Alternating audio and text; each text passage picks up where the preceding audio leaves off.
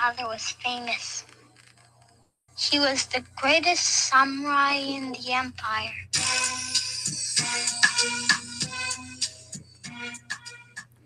Hey, what's up, everybody? It's Greater Sapien here. Jerry Williams to my friends. What the hell just happened? You have to excuse me for a second because I just got a notification here on my my Kickstarter and through an email that Wolfie is willing to Wolfie 6020 is going to donate some equipment to me, which is awesome. But he also pledged a sizable amount of money, which is stunning. So it's kind of taken aback. Just saw that just as I was going live here. I'm hoping everyone can hear me okay. I'm going to check and see who's in the room. Give me a second. Let me get my act together. What is up, everybody? As you all know, if you're here, that I launched a Kickstarter today, trying to do something. I'm not going to say to just shut up the flat earthers, but I'm going to do something that they're perfectly capable of doing if they wanted to, but they don't seem to want to do. So fine, I'll do it. Let's see who's in the room.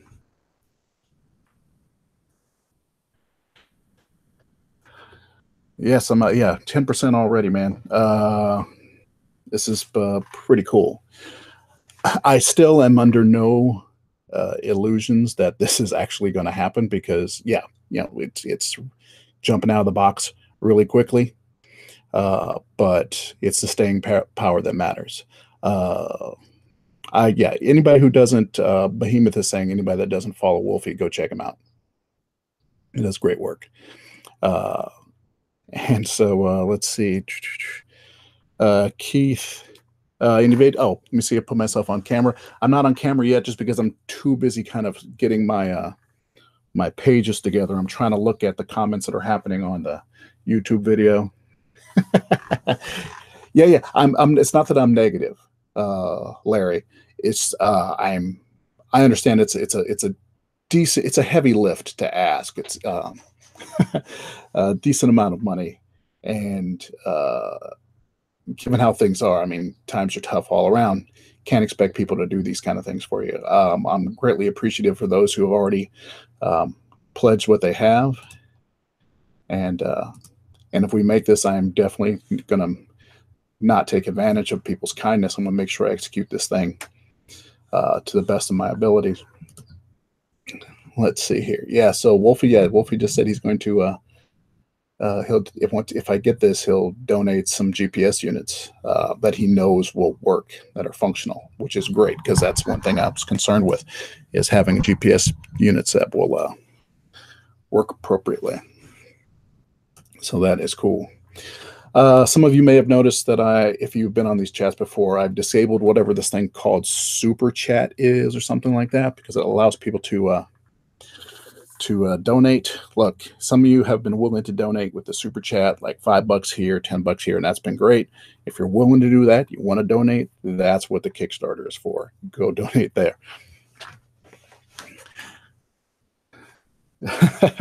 I'm not worried about having a self-fulfilling prophecy of failure.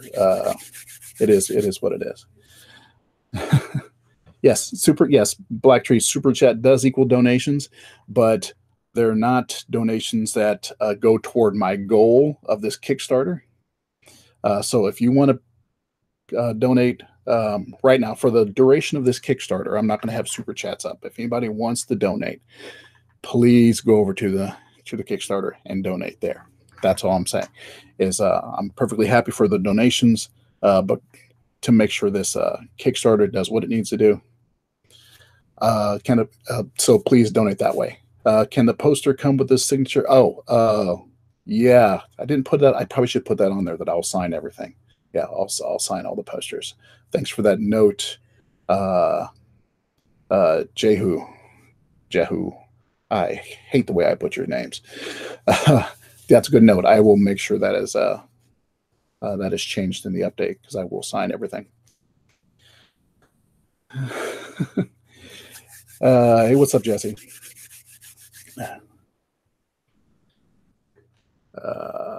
Yeah, once this thing is hey Wolfie, how's it going? Once this thing is up and going, once we pass the mark, then I will definitely get a hold of you and we can figure this out.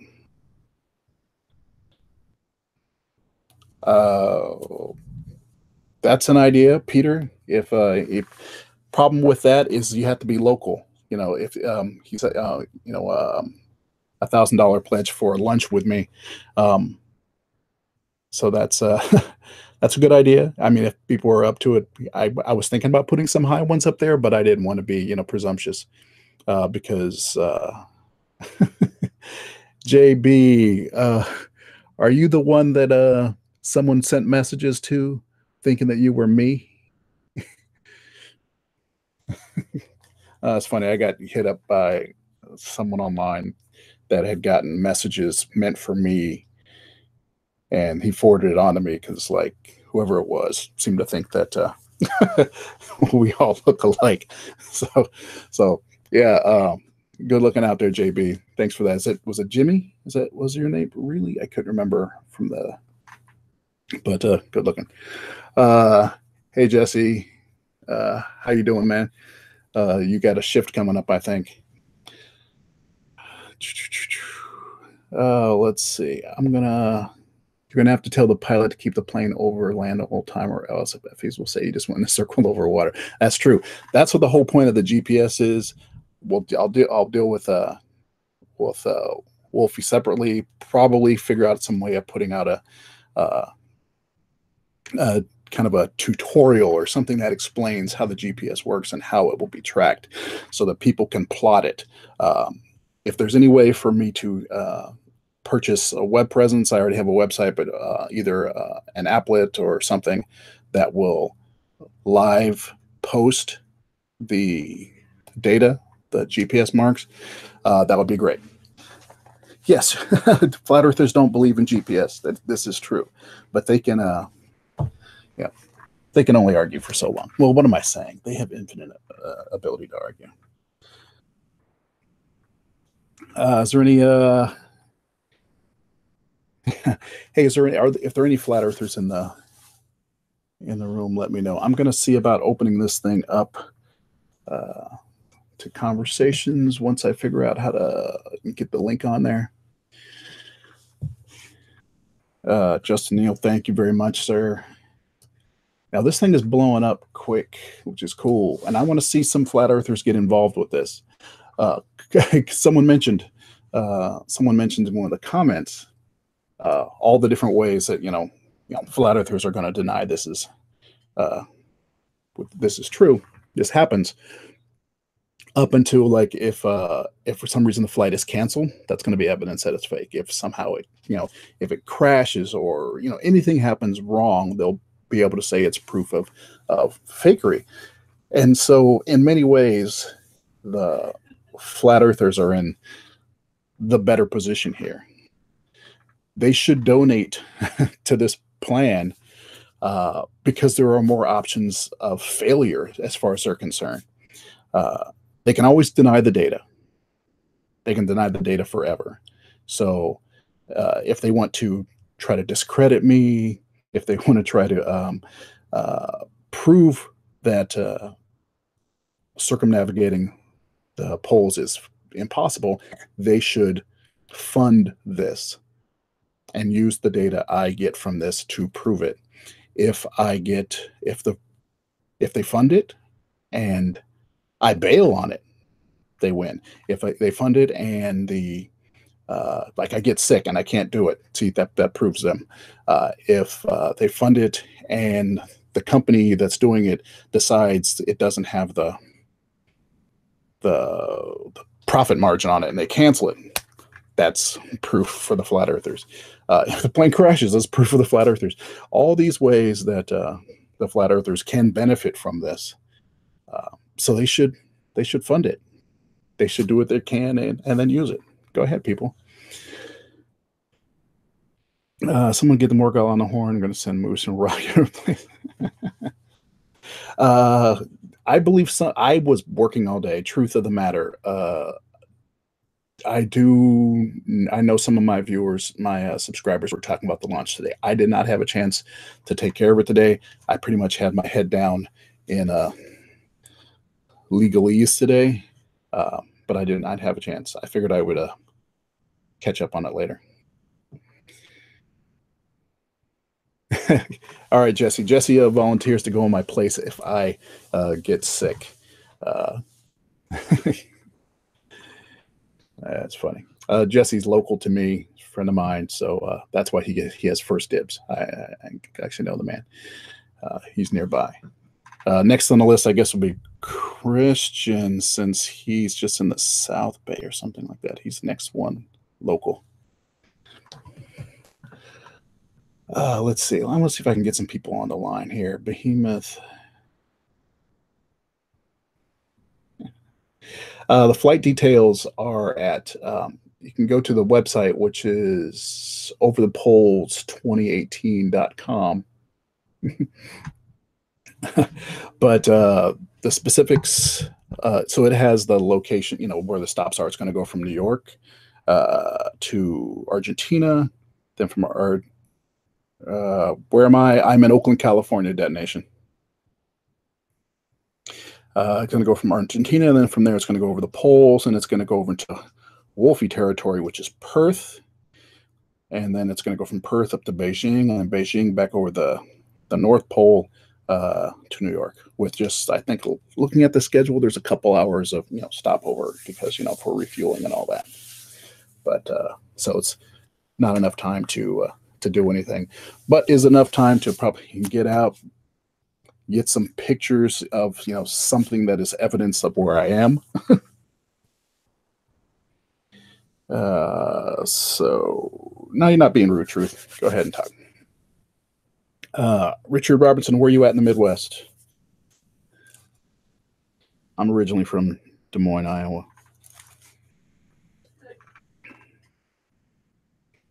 Let me move this over here.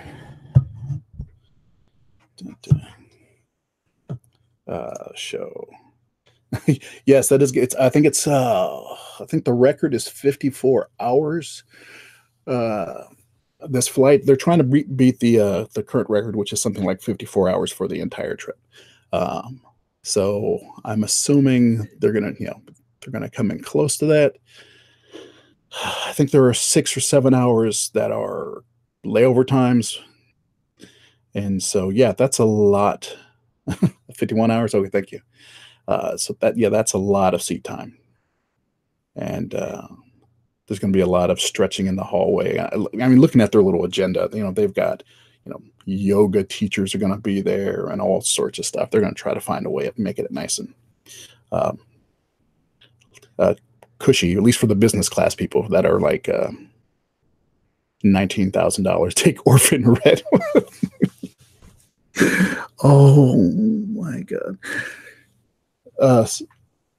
Real talk, people. I don't follow flat earthers. I don't go around looking at a bunch of flat earth videos. What happens is they come to me, and I had heard the name Orphan Red for a while, but I had never seen an Orphan Red video until about 3 weeks ago. Oh Christ, that was rough. That was rough. That's one painfully stupid person. How much to come along? The tickets, it's 11,900. Take it no matter what, man. That's for coach or whatever they call it, and I think it's 19 grand for business class, which is the bigger seats. But the coach, they say they're going to keep a seat in between them, so there's never going to be like 3 people in a row. There'll be a space in between. Yeah, Flurfet. Yeah, anybody's better than them. I don't think I could take the Morgul. I don't think I could take Eric Dubay. Their voices would kill me, and the way they talk, just the way they go about delivering things. I don't think I could deal with Orphan Red either. I don't know. Yeah. So how am I going to prove my journey? That's a good question. So one is I'm going to try to, like I said, record things at all times, if at all possible. I'm going to have at least one recording device on at all times, so there'll be a continuous thing going on. That's why I'll take extra chargers, extra things just to keep things going at all times. Pinging through GPS, through the in-flight internet, any possible different ways of cross-referencing the data where I am at every moment. If it's possible to set up a online tracking system for the GPS, so it's constantly being fed there, that'll be done. I'm assuming this will also be something that will be public enough that third-party ways of tracking, like it's not just like it's not a stealth plane, it's a public flight.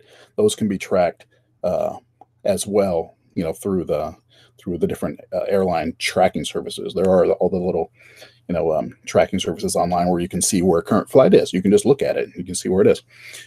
So you can be able to take that, the publicly available data, along with the data that I'll be broadcasting, and cross-reference that. So that'll be helpful. I will also, check in when I get to the landing points. Those are places where I can check in and I can prove that I'm there. And then, there's right off the bat, it's like if I leave New York and I prove I'm there, and then I get to Argentina and I can prove I'm there, there's a certain amount of time that it took. Then I go from there, I go to Perth and I show that I'm there. There's a certain amount of time that took. And that's the big thing. The big thing is going to be that move from Argentina to Australia, because that's the spot where on the flat Earth map, I'm somehow teleporting. You go off the edge and show up on the other side. So that's going to be the big deal. Reason vision, and hey, and what if it's impossible and it turns out the Earth is flat? Yeah, I'm not worried about that. The only impossibility I'm worried about is there's being some type of flight issue, but that's just the standard with flights. I'm not a person that's afraid of flying, but I have to be realistic. There's always a chance of something going wrong, and if something goes wrong, they'll just say it's because the Earth is flat. Hey, yeah, greatest apian falls off the flat Earth. That would be hilarious. But yeah, whatever I do, they will find some argument and claim they debunked you, no matter how silly. Yeah, it is true. They will do that. Give me a second here. I want to see if I can get some people in the room. I always forget how to do that. How to get my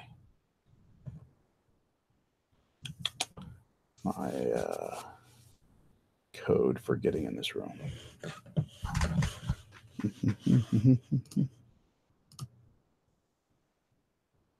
That's the YouTube page. How do I get the embed on this thing? How do I get the invite? Yeah, I'll find it in a second.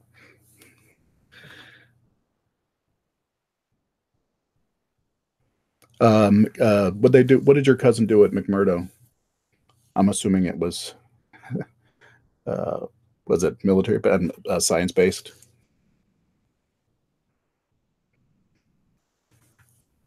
I don't think there is a group discount.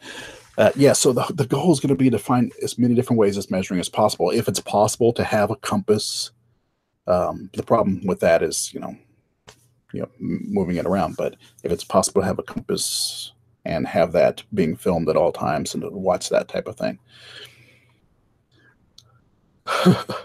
McMuffin base.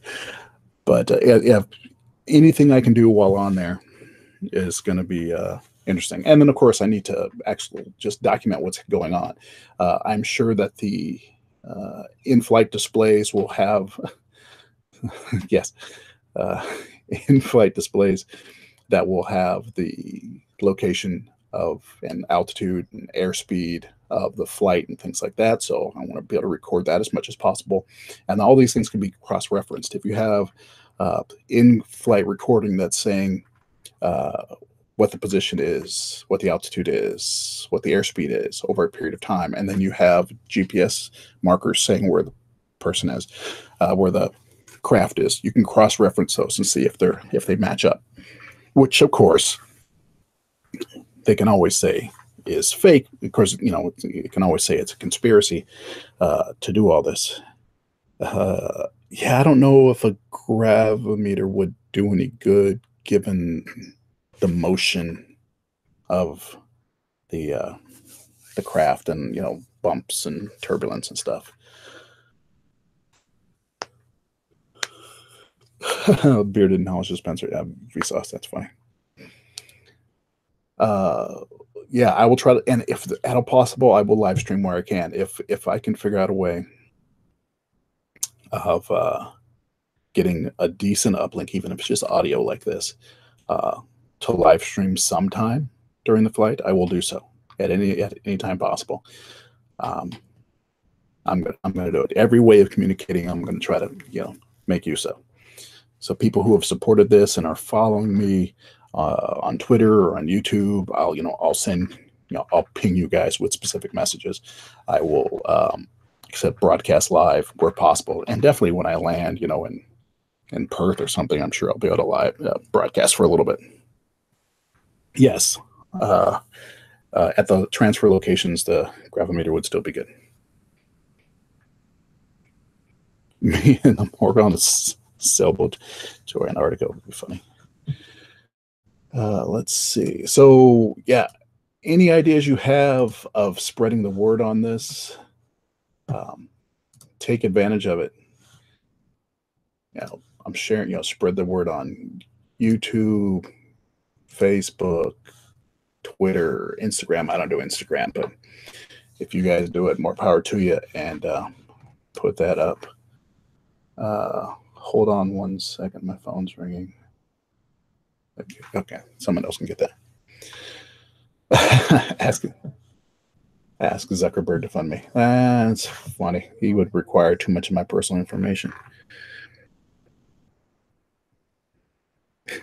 Well, it's funny, Miso. I came up with this idea because I was trying to figure out something that could be done. And my first thought was, well, because it's just a cool thing to do. It's like, what? I want to go up in like a MiG and see the curvature of the Earth. I want to get up high enough to see the curvature of the Earth. I want to do that. Bezos. And so I was looking into that, but that stuff is some steep price points. I was thinking, hey, maybe we can do it. I could do a Kickstarter to fund, because we're talking $20,000-$30,000 to go on a MiG, just for us, kind of space tourism. And that's not including the flight to the location to do it and all that kind of stuff. So we're talking 20 something, $30,000. And then my thought was, of course, it'd be great for me to take someone with me, like a flat earther. I would love to do that. But now we're talking like 60 grand. And so that's just too much. So even though 16, which is what I'm asking for on this, seems like a bit of a lift, it's kind of like a minimum thing, it's a minimum type of science experiment that would still achieve a goal of kind of taking down one of their pillar arguments that they're always bringing up. Personally, I think the best thing to do, because you guys are always joking, and we're always joking, man, just send one of them up into space, and that will do it. I would love to do that. I would love to take me and, I don't know, I would let you guys take your pick and send us on a jet, like a fighter jet, high altitude. High altitude balloon, but then to go on a real, we're talking, if we want to talk about 100, 1,000 feet, we can't do 100. We can't do a high altitude balloon. But if we could get in a jet, get up to that height, and view the curvature of the Earth, and take one with me, that would be awesome. That's like a stretch goal. If like somehow this thing blew up and all of a sudden it's like, oh crap, we made $75,000 on this thing. Next year, I would just hold on to the money, and that's what the next thing would be. It's like, okay, cool. We're going to use this for this little trip here, and we're going to take the rest of it, and then we're going to go to wherever, some Eastern Bloc country where they still do that, and do a little space tourism, near Earth space tourism. So that would be on my list of things to do. But one thing someone mentioned in the comments was wondering why $16,000. Like, why didn't I shoot for, since the ticket is basically 12, let's just call it $12,000. And I'm asking for 16. And they're like, hey, it's going to be hard to reach that goal. You should just go for the ticket. And the thing is, when it comes down to it, unless I get about 20 grand, I'm still coming out of pocket on this thing. Hey, what's up, Ronnie? It would take about, I'll still come out of pocket. The ticket is 12 grand. I'm assuming that they're not mentioning the fees and charges, taxes that will be on on this ticket. So I'm assuming there's going to be another 10% on top of that.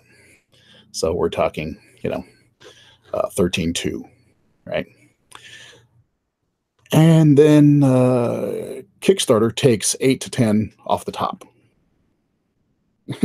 Kickstarter takes 8 to 10 off the top. And so I'll need another 1,300 or so on top of that, just so that when they take theirs off the top, I have enough. So now we're talking, 14.5 right there. That's not any equipment that I might want to take. That's not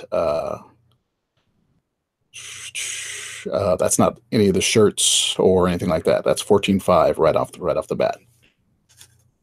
On top of that, I have to pay taxes on every bit of this, and that's going to be about 30 to 35%. So we're talking another 4.5 to 5 grand on top of that. So right there, that's 18 to 19,000. I'm only asking for 16, but it's definitely going to cost 18, 19, possibly 20,000. So I'm asking for the minimum. That is like less than the minimum truly required. But the fact is, I want to get this done. I want to actually do this. And so I'm willing to actually put in, yes, it's expensive to give people money. So I'm going to put in what I can of my own. And the fact is, I don't have to pay the taxes till early next year. And if doing this generates, the video content that generates the YouTube content that generates a little income from it, then that money, that little bit of stipend I get from YouTube, from you guys viewing things, can then go toward the tax that they're going to hit me with next year. But you can fit your flexible. So 16,000 is a lot, but it is honestly the barest minimum.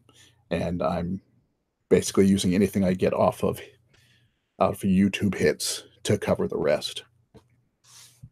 And yes, I'm going to need food and equipment. Yeah, that's I'm going to go out of pocket of that. I need to fly to New York in order to take this flight. I'm planning on doing that with my own money. I got to fly to New York. I got to stay overnight.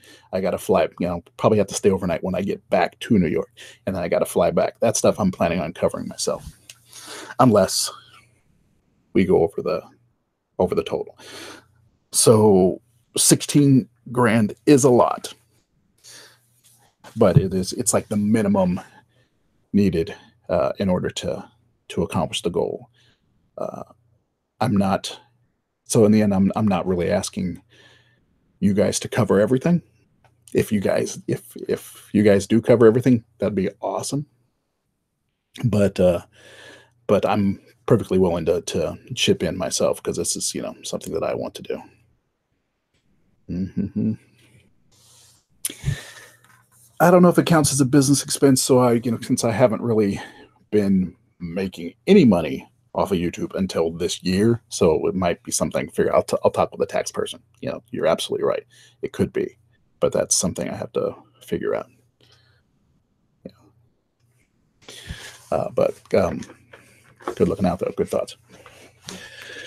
Let's see. All right, little speech aside, people are asking questions here. Rotate under him a little, right under him, and just go back down.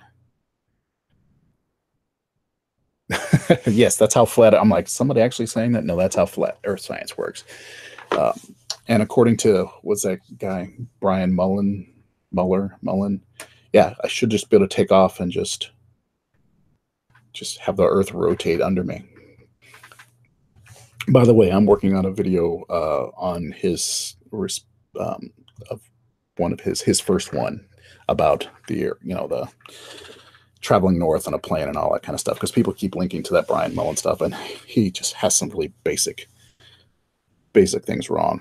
And so I'm gonna just I'm going after it. He's actually got his physics pretty good. He's just making some basic errors.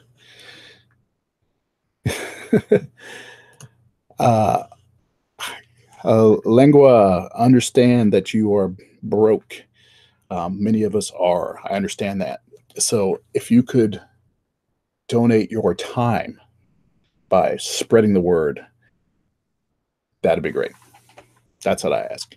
If you can't donate yourself, donate a little. It's the Kylo Ren.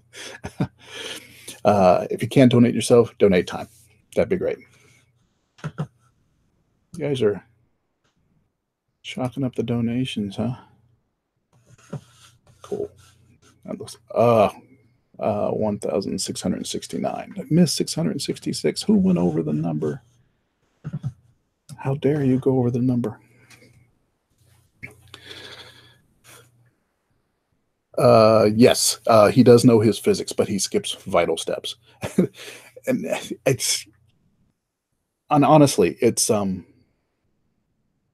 kind of that first year, that's like high school first year physics thought experiment type mistakes. I mean, they're not mistakes.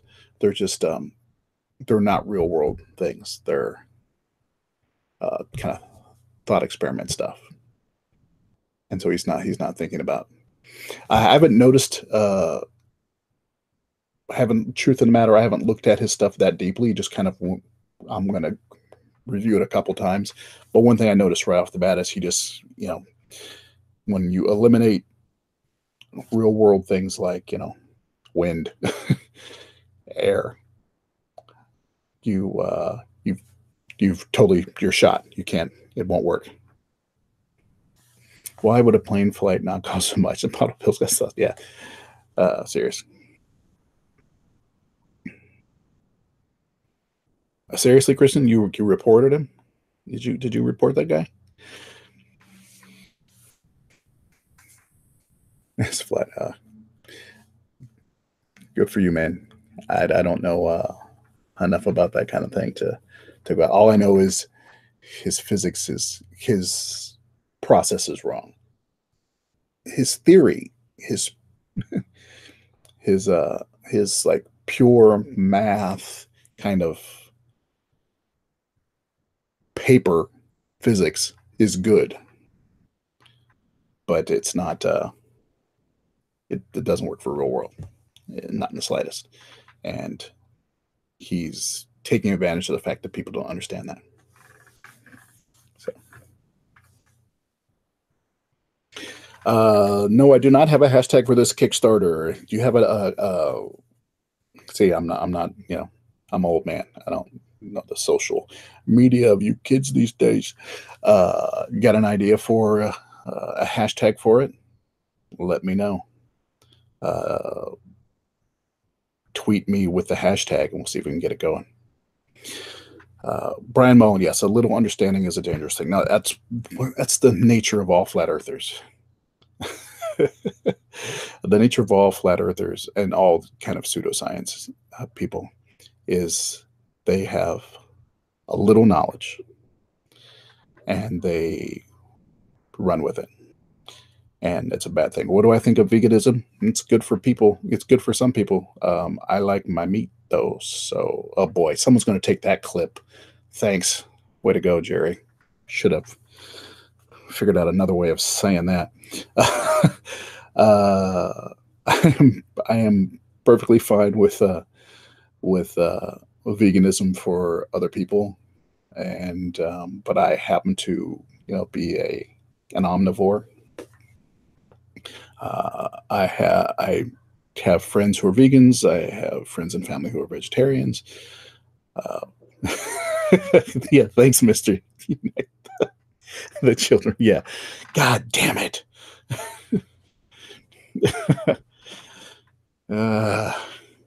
Just see, that's the problem. See, this is the problem of not having having written out a script for myself. And I don't know if you noticed that little stutter I did there. I just said, I was about to say, this is the problem with not having a script, which then someone would say, see, he needs to have a script in order to talk. But the fact is, I write I write my own scripts myself. When I say script, I just means I jot down my thoughts beforehand. A couple years ago, a package of information for experts on how to do it. Hit me up, Christian, with any other information you have. Yeah, because what I can do. I'm already getting hit up by what seem like internet lounge lizards that are like, hey, notice you have a Kickstarter. Wouldn't you like to find ways of contacting more people so you can be more successful in a shorter period of time? If you buy our package, we can get out of here. So they're they're already coming out of the woodwork. So if you have information, great. I trust you to not just be like, hey, I have a way of getting you some more donations, Sorry to my ethnic friends that I just insulted with that terrible accent. You eat vegan animals. Oakland is the third most dangerous city in the U.S. Where did you see that statistic? I'm curious. Peter Nordstrom. Your name sounds familiar. Do I know you? Your name sounds familiar. Because that Oakland is a trippy town, man. Oakland is a trippy town. Send me that article if you have an article on it, because I'm curious as to when it was. I'm not arguing against it because Oakland is a trip. We have segments that are dangerous. We have in places that are not. I happen to live in a pretty damn good neighborhood. I'm not going to say where it is because it's one of those neighborhoods that it's pretty damn good and people don't know about it. It's a good enough neighborhood that when we have we had a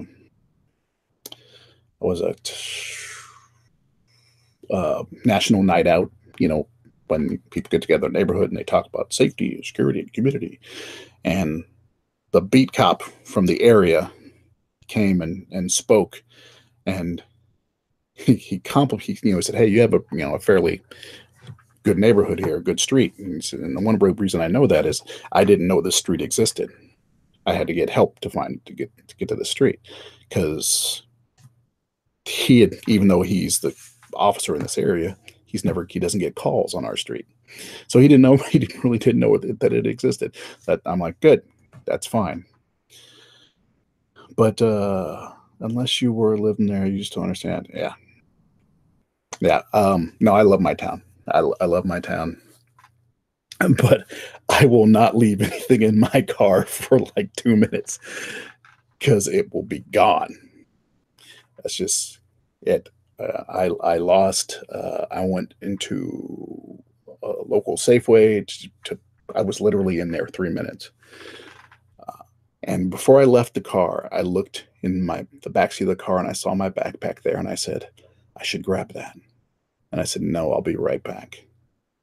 I was in the store for 3 minutes, came back, window busted, backpack taken. Just like that. Now, it was just a bunch of nasty gym clothes, and I'm sure that person is really upset with what they got and when they got a couple of blocks away. But that's how, quickly things happen. Uh, there's not a lot, actually, not a lot of violent crime uh, in Oakland, but there's a lot of property crime. That's where the money is. Phones, uh, jewelry, money. Yeah, because people are fairly well off in Oakland. So yeah, but I love my town. Had big barbecues this weekend. You all know about. I'm sure you all know about. Barbecue Becky. And time for our backpacks. You no, not don't even. Why did you write that, Peter? Plant bombs in backpacks and leave them in your car. You understand that that is going to be seen by someone. all the look. I am not like conspiracy theorist person, but I do know that everything that goes across the internet gets saved on some server somewhere, man. And Google, YouTube, for one, they scrub through your content like nobody's business. So hey, don't say things like plant bombs in backpacks. It's no good's going to come out of that. Let's see. How we doing over here? How we doing? Wow, $1,700. Ooh. I know you didn't say you planted them, but yes, Black Panther Party did originate in Oakland. The People's Party was originally a community party that was for community policing and food and education. And it got corrupted from without and from within and became something very different. But yep, that's my town, which is something that I don't think a lot of people understood about the Black Panther movie. That it was not just it was a superhero movie about the Black Panther, but in a parallel way, it was also a Black Panther party movie. And the idea that at the end of that movie, there was a foundation of a Black Panther based organization in Oakland was a direct nod to a community organization that was the Black Panthers. It was very well done. I thought that was a pretty smooth way of doing it.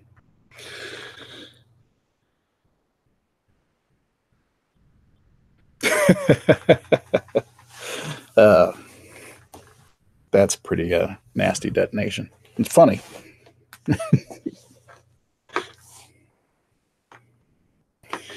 What did Hunter Thompson joke about the Black Panthers? I'm not familiar with that. What is my opinion on vaccines in relation to autism and population control? Well, those are two very different things. Well, one, I don't know of there being any connection. I'm not going to say there is none because I don't know the absolute facts, but all evidence shows that there's no connection between vaccines and autism. Let's see. I see other people talk, but let me talk about Peter and Nordstrom real quick. But as to population control, a lot of people go at like Gates because he has openly mentioned that vaccines are a tool for population control, and he's right, but he's not saying it in a nefarious way. The fact is, when your children are expected to die, when your children are not expected to live very long, you have more children. That's how it is in poorer countries, because you need to have them. They're part of building the family. They're part of of your workforce. So you need to have children.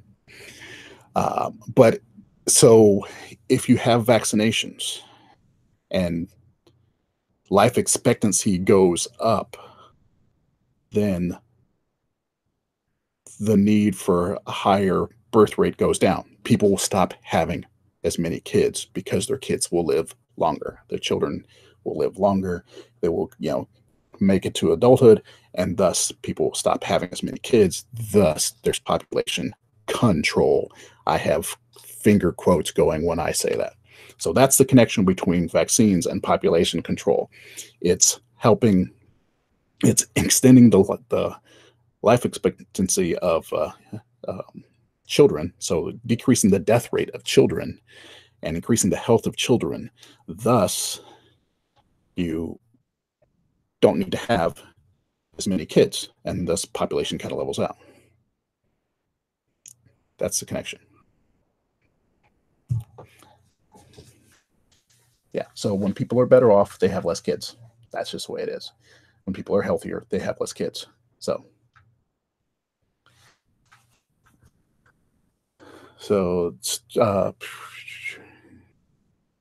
if, yeah, Peter Nordstrom, you can say if people with autism don't reproduce and vaccines cause autism, it's a form of population control. That's a bunch of ifs, but there's no connection between any of those. But the reason people talk about population control when it comes to vaccines is because people like Bill Gates, who directly support vaccines, have said it's about population control, and people have taken it to mean, oh, because it's poisoning people and killing them. What actually means it's making people live longer with better health, so you don't have to have as many kids. Thank you for sharing it on Google+.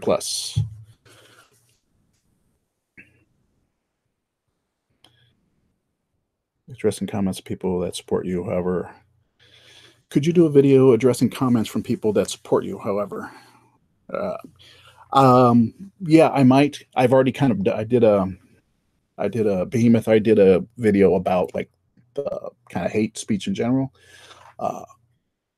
But fact is, I don't know if many of you've seen it. I get I see a lot of hate-filled comments go across my thread all the time.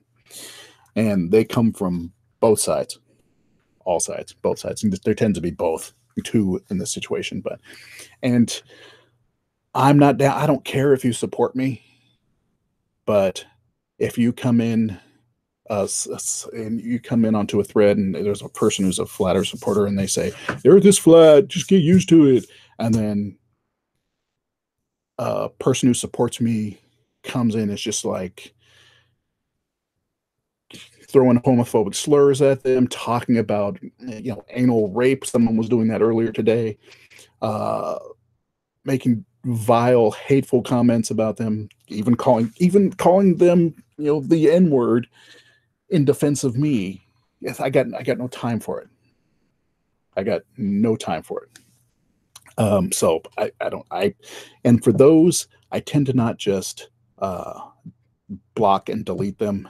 I tend to leave the statement up and publicly declare to them that I don't want their support so I can let other people see it. And then I block them. I block them because I don't want any more of their stuff, but I put it up there so people can see that I don't, even if you support me, I don't want to hear that kind of thing. It's just like, and it's not that I don't want to hear it. You're obviously not able to have a civil conversation if you're coming like that. I don't want you on my side if you're a hate-filled person. It's like if you have a problem with trans people, if you have a problem with gay people, if you have a problem with Jews, if you have a problem with black people, Mexican people, immigrant, go ahead, have those problems if you want, but please stay off my side. I ain't got time for it. Yeah.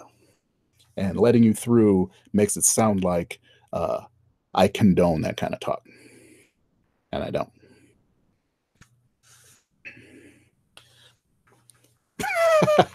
No. I'm not going to tell you what kind of car I drive, dude, because then you're going to take money away. Because I do not have a cool car, so I'm a family man. I don't have a cool car. Let's see. Call out Christian once for making threats against Brian Mullins. Why? Why would I call him out for making threats against his career? I mean, he can say that if he wants.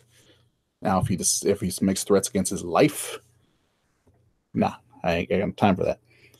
But no, please. Yeah. Several autistic people have never. Yeah, yeah. It's and I don't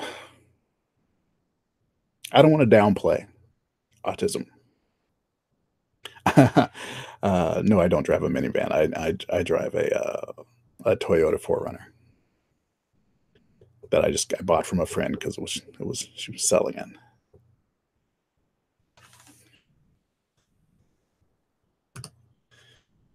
So I'm sorry, Gary, I put that up there. So what you're saying, kind of, Gary, is that since uh, assholes like Christian make me look stupid, I shouldn't have them up here. It's not about whether or not I agree with somebody, and I'm not saying I disagree with Christian, but and as far as I know, he and I have gone back and forth briefly. We're kind of politically very opposed, not very far. I think he's right of center and I'm left of center. But just because he doesn't reflect me perfectly in lockstep with me doesn't mean that I need to make sure he's distant. That I keep my distance from him. He's not spewing hate.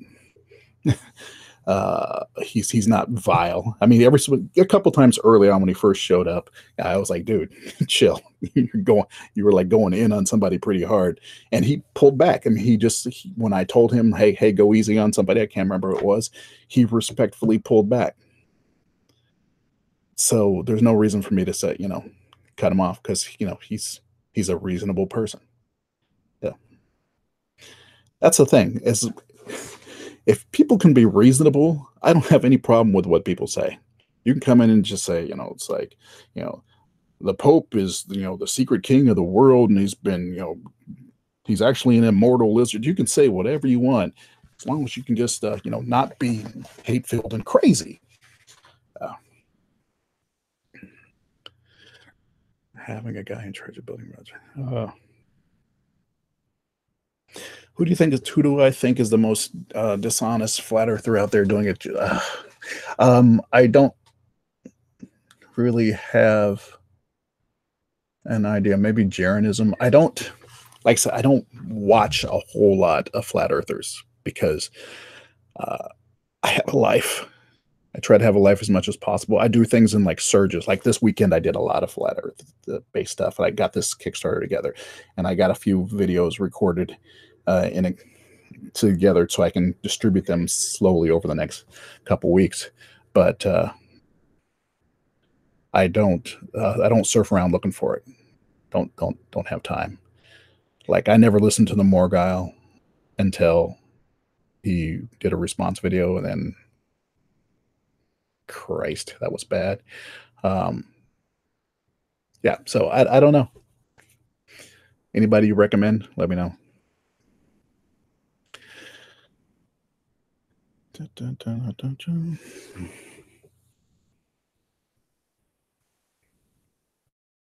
What about that guy from New York, the Bronx, maybe? Who you're speaking about there? I'm not sure.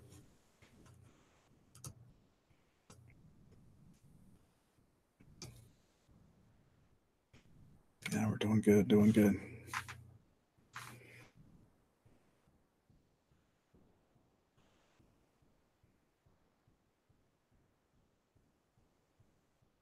Let me show that link there if you haven't.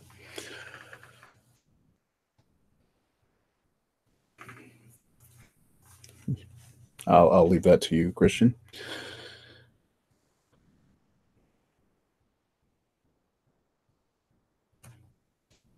I wasn't as like Adonai. I wasn't actually making an argument against the Pope. This Pope seems kind of cool as popes go, but that's just kind of like that's a pretty big if. And as Pope go, I still think it's part of an organization that is about as corrupt as can be. But he seems like a pretty chill dude. Compared to others, but still, that's like that's grading on a curve. It's really grading on a curve. You know, the popes are graded on a different scale. I still wouldn't, you know, put him in charge of my family planning. But as popes go.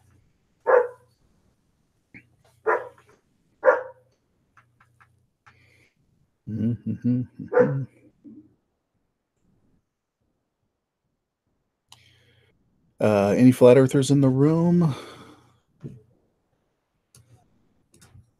Let's see what's going on. Let me check a couple of my comments here. People have been commenting on the video.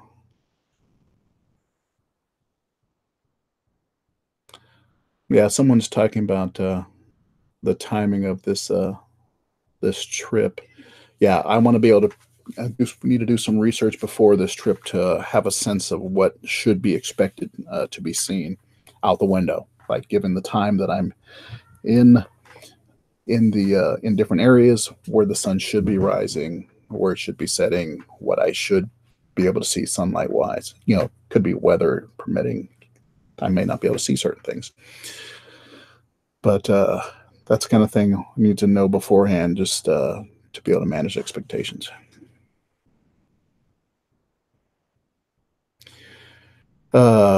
Peter Nordstrom, you're making claims about autism, about vaccines that you cannot support. Hey, it's Kyle Crow. How's it going, Kyle? I just noticed earlier that you claimed that you were being censored on my channel. Not so. What's that? I let pretty much all your stuff through. A lot of it goes to spam because you put links and talk a lot of crap, and those automatically get pulled to spam, which I then have to go through, and it could be hours later, which I then have to go through and look at. What happens is when I get around to it, I go take a look at the spam filter and see what's in there. I do a quick look. Most of it's because of links or kind of semi-offensive terms that either I have listed on my blacklist of things to be said, or YouTube just notices. And so oftentimes, if you make the same comment several times, YouTube notices that the text is the exact same and in a short period of time. So it will pull it thinking you are a bot. Oh, no. And links automatically get pulled. Links automatically get pulled. So what happens is I go through the spam. I have a list of things, and it says what the comment is, and I look at it, and I open it up, and I go, oh, it's a link.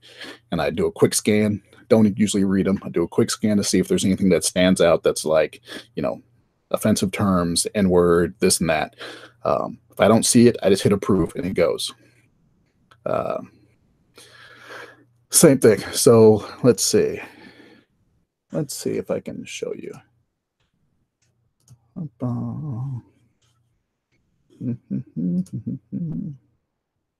on a second here. Give me a second as I get things together.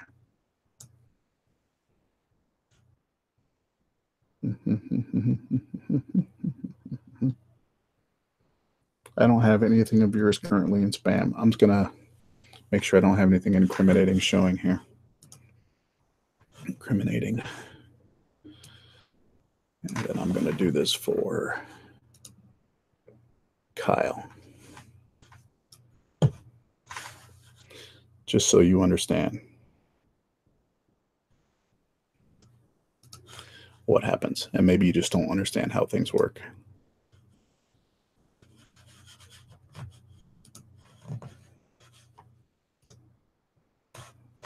All right, my screen's up over here. So I'm going to look in. So these are all my comments. This is what is considered likely spam. Can you see that, Kyle? I didn't put these here. They're just here for whatever reason. This one here from Berserk Guts, it just says, check this guy's channel out, everyone. He's legit. Why is that spam? I don't know. So I just approve it. Bing, it's approved. And I go through. There's this one here. Do a quick look, see what's in here. Dun, dun, dun, dun, dun, dun, dun. Looks fine. It was edited, so that's probably why it was pulled. I approve it. Didn't even bother reading it, just did a quick look. Here's another one. So here's an example right here. We got Beyond the Imaginary Ice Wall right here, and we have Beyond the Imaginary Ice Wall. Why are these flagged? One, they have links, and two, they're the exact same post.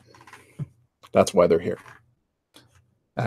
YouTube noticed it, probably wondered whether or not it was a bot, because they're the exact same post. The only thing different is this first word.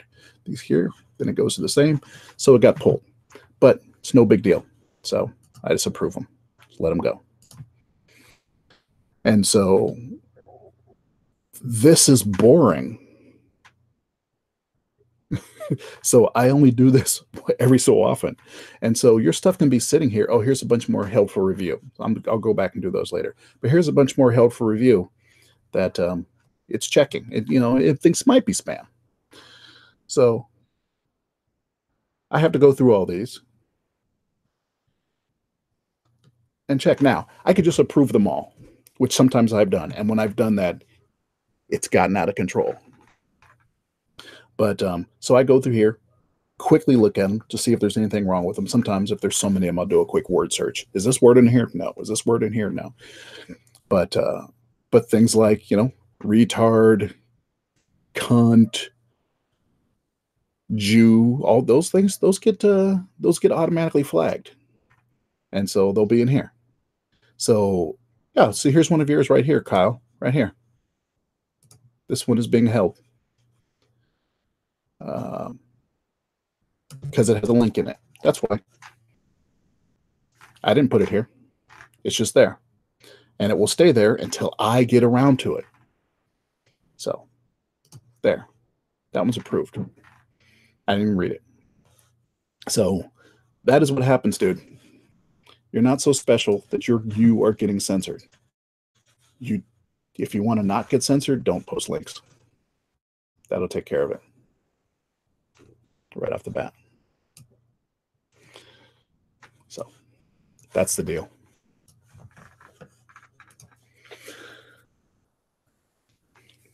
I'm sure you've been called lots of things, but you know what, Kyle? Have I ever called you any of that? Have I once called you, a flattard, retarded, anything like that? I've probably called you ignorant and uninformed, but I've never called you a name like that. I don't bother.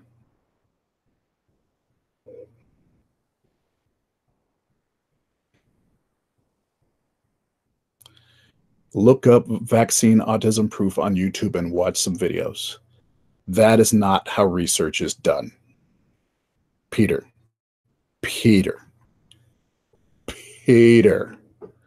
That is not how research is done. Sorry. Research is done by scientists. Go read papers. Go look at things that have been published in scientific journals. And read about the history of vaccine claims against autism. And how whatever that fool's name was actually a guy who made competing vaccines and was most likely just trying to make money for his vaccine by going after the other vaccines. Read it up.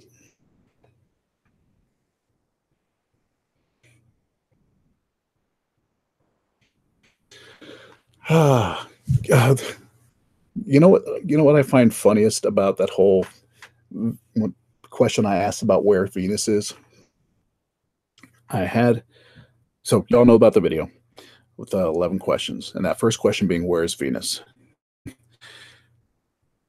Not one person tried to say where Venus was. They all argued about whether or not Venus was a planet. The question wasn't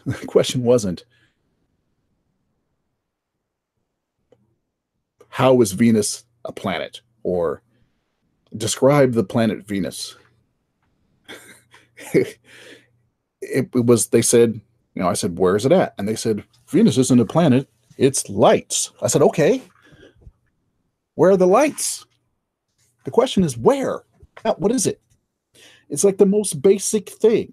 Where is Venus? Well, we don't even know if Venus is what people say it is. Fine. That thing that people call Venus, where is it? It's a simple question.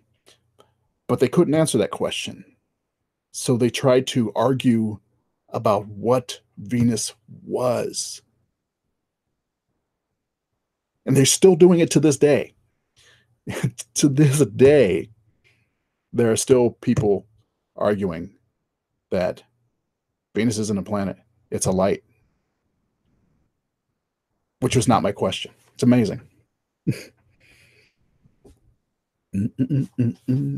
What are you talking about, Kyle?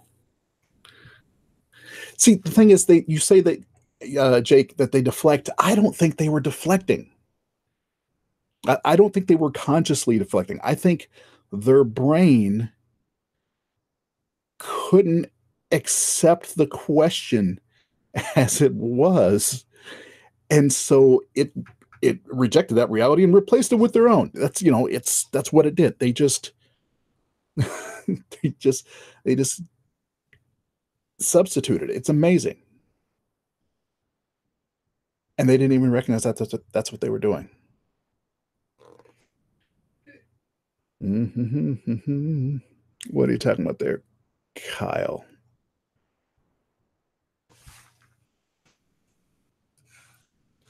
Mm-hmm.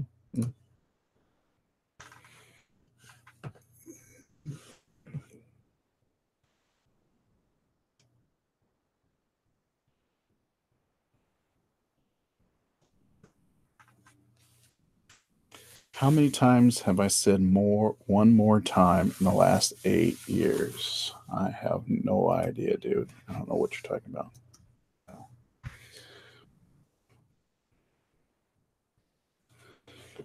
Really? The stars never change and are fixed? Who says? Kyle, who says the stars never change and are fixed? Where do you get that information?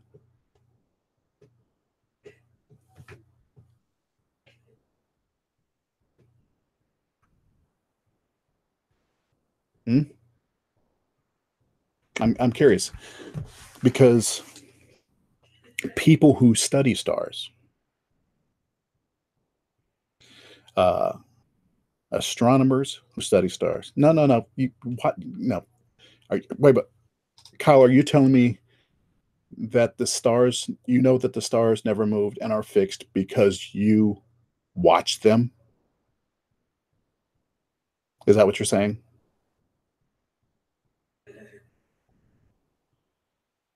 That is what you're saying. So what you've done personally. This is what you're saying, that you have marked exactly where a star is in the sky, and you've waited a year and gone back and see that it's right there in the exact same spot.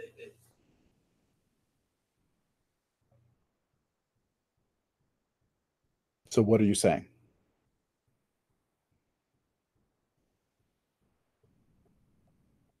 What are you saying then? Don't say what you didn't say.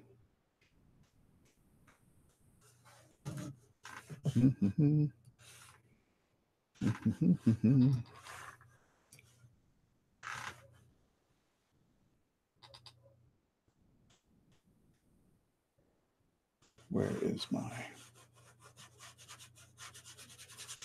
mouse? Page.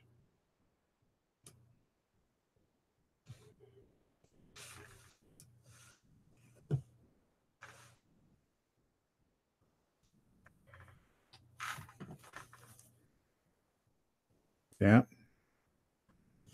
I'm trying to figure out a way of getting this link on here because I'd like to talk to you, Kyle, if you're up to it.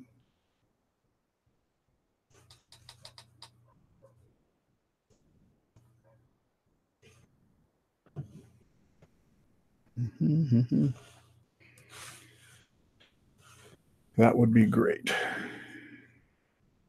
Because seriously, it sounds like you're saying that they're in the same place, and you looked at them year over year. Do you understand? Do you? I'm about to ask you a question that I know the answer to already. It seems to me, Kyle, that you do not grasp the amount of time and distance that we're dealing with here. That the distance between the stars and the Earth are so far that in this short period of time that you have been on this Earth, they have barely moved in relation to each other. But there are astronomers now who are keeping track of the stars. And there were astronomers 100 years ago, and 200, and 300, 400, 500.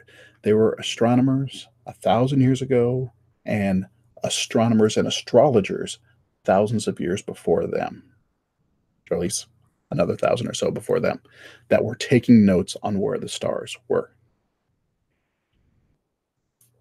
And not only modern astronomers, but astronomers a few hundred years ago looked at the writings of old astronomers and saw that the stars were in a different position. And yes, the Polaris has not always been the pole star. It didn't used to be called Polaris. Someone else in there will remember off the top of their head. I don't remember off the top of my head, but it didn't used to be called Polaris. It wasn't until it became the pole star that they called it Polaris. But it didn't used to be the pole star. And it became the pole star. And it is now moving away from being the pole star. And so when you say they have never moved, I want to know who's telling you that, because the people who keep track of these things tell you they have moved. Not much, but they've moved.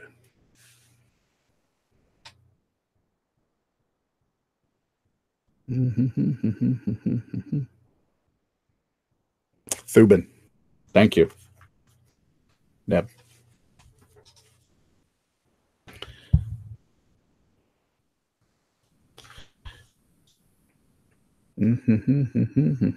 Nope, not doing that.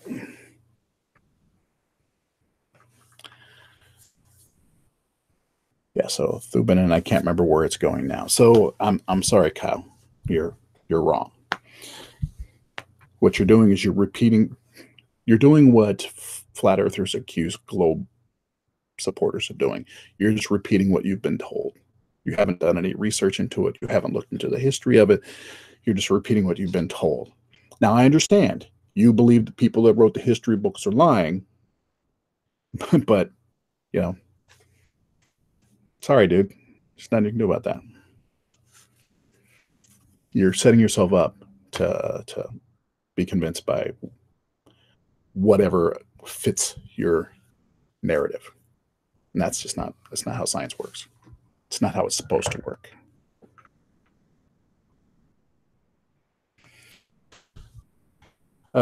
CD, did I miss a conversation about Trump? What's going on with the conversation about Trump?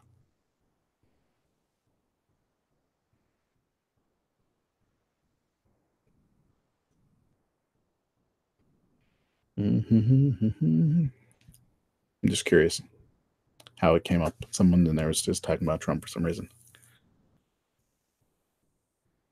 Yeah, sorry, Gary. We are orbiting the sun.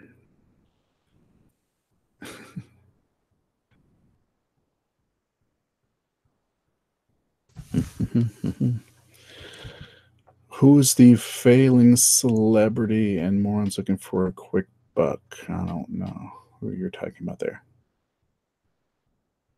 Ah, gotcha. Vega. But watching others research is. Oh, are you commenting on my comment about what science is? No, because you see, you can read the history. That's what you can do. So Yeah, I'm sorry. There's someone sent me a great article by Asimov. It was great, from the Skeptical Inquirer from 1989. I did not start collecting the Skeptical Inquirer until the 90s, and so I never saw that article. But it was a great one about how the Earth is not flat, but it's almost flat. It was very well written and a very interesting article about how flat Earth is wrong, but it's not that wrong. Well, it's wrong, but it's, just a little bit wrong, and just being just a little bit wrong, because the Earth is pretty. The curve is a long curve, and so even calling the Earth a sphere is wrong, because Earth is not a sphere, but is not as wrong as saying the Earth is flat, because the Earth isn't flat, but it looks pretty flat until you get a bigger look. And yes, it is an oblate spheroid. But what does that mean to you? And the funny thing is also in this article, which was from 1989, he talks about the Earth being oblate spheroid. He talks about the Earth being slightly pear-shaped because it's a little bit, it's got a little bit more diameter toward the bottom. And this was an article in 89, and he references the measurements made in the 50s that came up with the slightly pear-shaped. So it's very amusing that people like to go after Neil deGrasse Tyson and say, well, your man Neil deGrasse Tyson says that the Earth is pear-shaped. It says it's an oblate sphere. All of a sudden, Neil deGrasse Tyson says it's an oblate spheroid. But this article, which was written in 89, references measurements made in the 50s about the shape, that exact same shape of the Earth. But people are acting like, since when did this happen all of a sudden? It's always been that way. It's just easier to say spherical. It's just easier. It's intellectual laziness, but that's what it is. Actually, I think it's pear-shaped is not much at all. But it's just being factual. That's just all.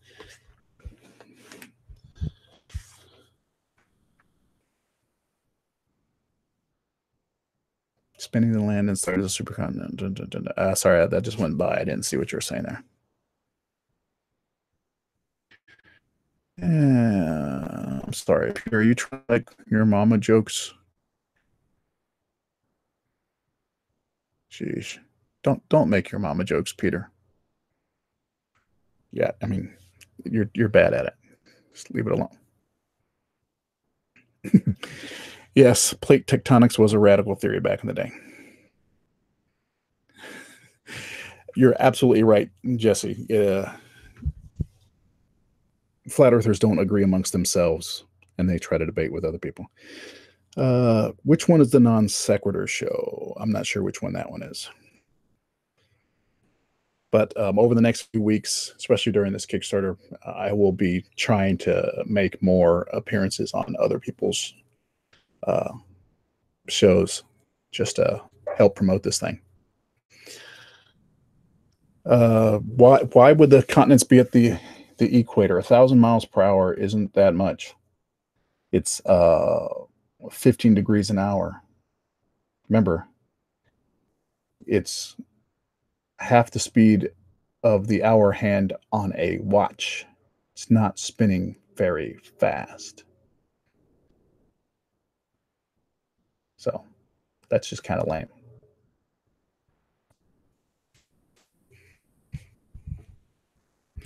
It's honestly, dude, if you look,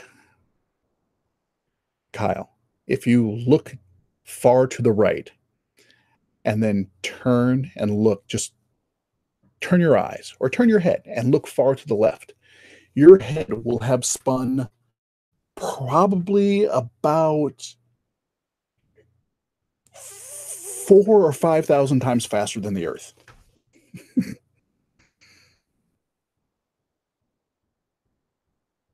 Seriously. Gary, Kyle, do you understand what I'm saying?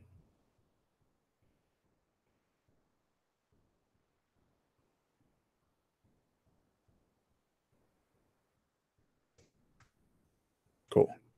I wanted it with Gary and Kyle. Next time I do one of these, I'm going to make sure I set it up beforehand that I have the links available. I wasn't planning on being. I've already been on longer than I wanted to be, so I'm going to get off in about 5 minutes, people. But I wanted to get that up, and I'm going to announce at least a day beforehand. I'll probably let's see, today's Tuesday. Yeah, so probably Thursday. I'll probably do another one. But I'm going to give you guys at least a day's notice. I'll let you guys know tomorrow because I want to be able to actually talk to you guys. So Kyle, Gary, you're invited back. If somebody can get a hold of Big Pig Slapper Oink out there, Peter. How do I explain the sound on the Apollo missions on the moon if there is no air? You understand that equipment vibrates, right? If you hit a thing that's recording, it will vibrate, especially if your recording is the microphone is inside the helmet. The helmet has air in it. If you vibrate that helmet, if you vibrate that suit, it will vibrate the air in the helmet, and thus you will get sound.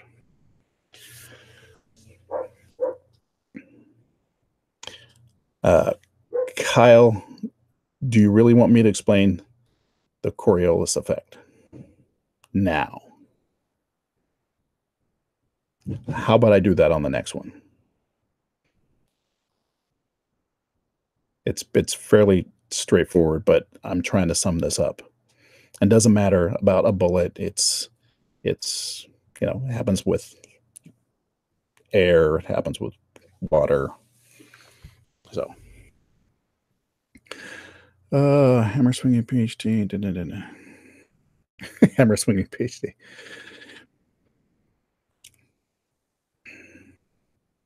No, the Coriolis effect does not go against what I said. Yeah. Do you know what the difference is between a bullet? Hey, Kyle. Do you know the difference between a bullet and a plane? One of the many differences between a bullet and a plane. Like, I want you to answer this question, dude. What is a? Let's not talk about size or anything like that. What is a picture in your head? What do you think a fundamental difference between the motion of a bullet and the motion of a plane is? Okay. A bullet is going through what is called ballistic motion. It has been propelled by an impact. No. It's not. It's been propelled by an impact, an explosion in this case, and shot forward. Okay, maybe at an angle, whatever. But after that, the only thing acting up on it is whatever wind resistance and air, but there's no more force accelerating it. There's no more forces propelling it forward. It's got the energy it's going to get, and it's going to, decrease as it goes forward to the wind resistance, and it's going to hit the ground. A plane, on the other hand, is constantly being pushed and guided and manipulated. So it gets corrected by a person who is in it. Okay? A bullet, you point it, it goes, and the earth and the atmosphere and whatever have its way with it. But a plane is being guided by a person and constantly propelled and adjusted. Right? Do you acknowledge that there's a fundamental difference between those two things?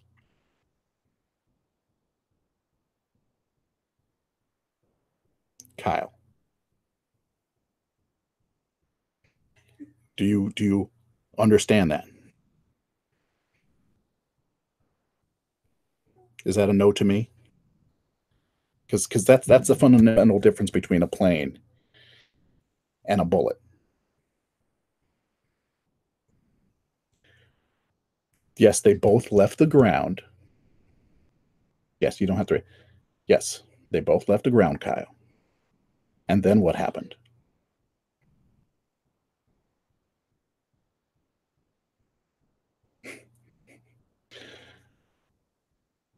What happened, Kyle? After they leave the ground, what happens? Runaway. That's funny. It is not a great 80s movie. And so and honestly, that's one thing that's the whole Brian Mullen issue, is that he's confusing kind of pure ballistic motion with how planes work in reality. So I will make a video and it'll be part of that. But that's a fundamental difference, Kyle, is how they're being accelerated and how they're being manipulated. And if you don't think that's important, I don't know what to say. Well, you're wrong. All right, folks. Let's see. I'm going to start saying my goodbyes. If anything's in there, anybody has anything, real quick questions. No, Kyle. It's not that I say there's a difference. Are you saying you don't recognize there's a? You know what? I said I was getting off, and I will get off. But dude, is there a difference between an object that has been struck, exploded, or whatever, and just thrown, and an object that is being constantly propelled by an engine of some type? Is there a difference between those two things? Is there a difference in how motion works for them? Okay, so you don't think there's a difference.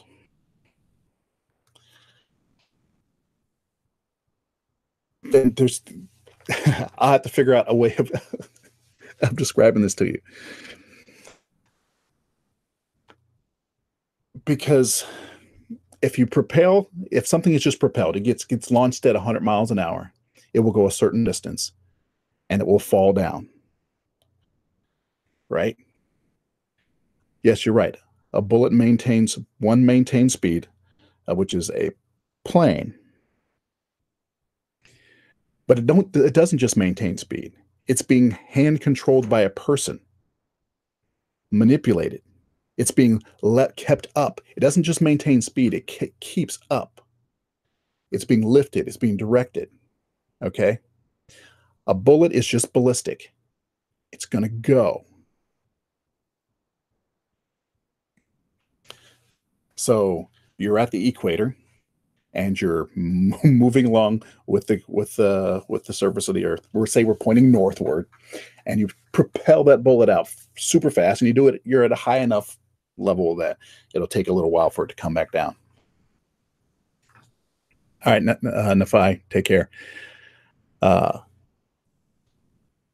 And it gets from where it's at to another latitude, say, a couple miles away. It's a far shot, fairly quickly, and the Earth is moving slightly differently that way. So it's got more motion. It's got a vector of acceleration of motion toward the east, and so it goes off because there's a difference in the speed of the surface. But a plane is constantly decelerating, so you have to accelerate it with the fuel to keep it going, and you're going in a direction, so you're guiding it. That because you want to go a certain way. Because if you don't guide it at all, it just crashes. Because keeping it in this lift, any type of holding it is going to, if you don't do that, it's going to fall. So you're constantly guiding and correcting that thing. And so, yes, if it was just a ballistic shot, it would have an issue. But in this case, it's not just a ballistic shot. It's being guided. Do you get that? Yeah. It is now 7:31. It's been 90 minutes, I believe. So I am going to quickly, quick shout outs to all of you who have made a donation. Hey, by the way, what's make a video that you can edit anyway? Kyle, if you think that this project of mine is going to be a failure, if you think it's going to help prove the flat Earth, then please, Kyle, donate.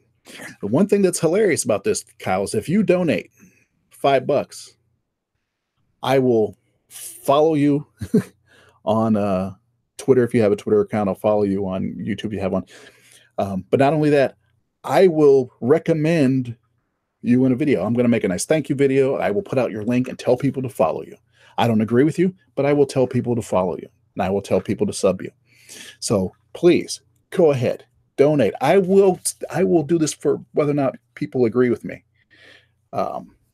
So please donate if you can. All of you, thank you very much for your support. Spread the link of the Kickstarter. Sub if you haven't already subbed. Suggest this. Okay, Kyle, go for $10 and I'll make a video for you on the actual plane. So go for $10 and you'll get a little bit more. Go to the Kickstarter, Kyle. It has the information of the flight. You can go to the website of the flight and you can book yourself a flight, and I'll see you there. So the next stream is I think it's going to be in 2 days, tomorrow night. What I'll do is I'll probably do like a little video announcement beforehand, just so you know when it's coming. But I'm going to try to do Thursday.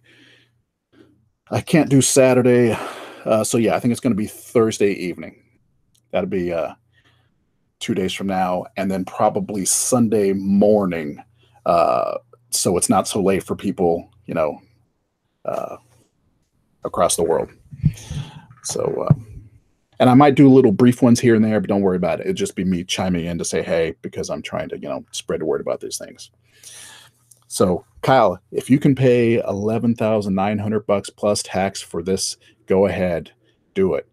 All I'm asking is for $10. But if you can pay for it, I'll see you there, dude. I will see you there. And I will put links in the description the next time, Peter, because I want to be able to talk to you folks. All right, folks. Thank you very much. Once again, I am Greater Sapien, but you can call me Jerry. Take care.